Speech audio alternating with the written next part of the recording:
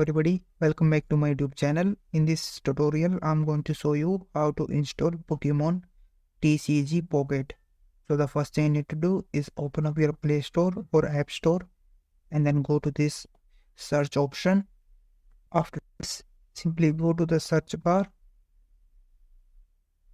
and then simply type Pokemon TCG Pocket. Then open up the first application, Pokemon TCG Pocket, and then simply click on this install button, and then this will start installing. So simply wait while this is installing. Once this has installed, you can open it and play it and collect your Pokemon cards. So that's it for this video. If you found this video helpful, please like this video and subscribe to my channel.